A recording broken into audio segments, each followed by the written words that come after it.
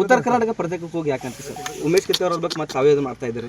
ಅಲ್ಲಿ ನಮಗೆ ಅನುದಾನದ ಕೊರತೆ ಇದೆ, ನಮಗೆ ಅನ್ಯಾಯ ಆಗ್ತಾ ಇದೆ.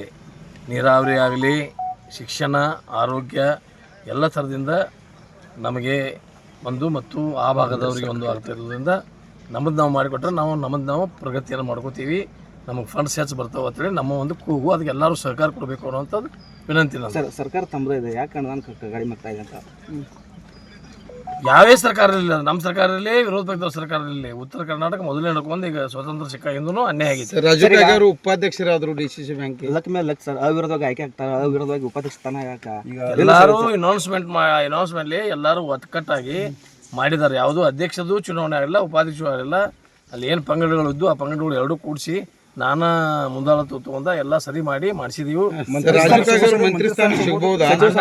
ನಾ ಆಕಾಂಕ್ಷಿ ಇದ್ದೀನಿ, ಹೋಗಿ ನಾಳೆ ಇವತ್ತು ಹೊಂಟಿದ್ದೀನಿ, ನಾಳೆ ಹೋಗಿ CM ಒತ್ತಾಯ ಮಾಡಿ ತಗೋತೀನಿ. ಸೌದಿ ಅವರ ಬೆಂಬಲದಿಂದ ರಾಜೀವ್ ಕಾಗೆ ಅವ್ರು ಹೊರಗೆ ಉಳಿದ್ರು ಅನ್ನುವಂಥ ಮಾತು ಕೇಳಿ ಬರ್ತಾರೆ. ಏನೆಲ್ಲ ಸುಳ್ಳು ಐತೆ, ಯಾವ ಬೆಂಬಲ ಇಲ್ಲ, ಯಾವ ಪಕ್ಷ ಇಲ್ಲ. ನೀವಾದಂತ ಟಿವಿ ಮಾಧ್ಯಮದವ್ರು ಸುಳ್ಳು ಬೆಳೆಸಾದ್ರೆ ನೋಡ್ರಿ. ಸಚಿವ ಸಂಪುಟ ವಿಸ್ತರಣೆ ಆಗೋದು ಪಕ್ಕನ ಆಗ್ತೈತಿ.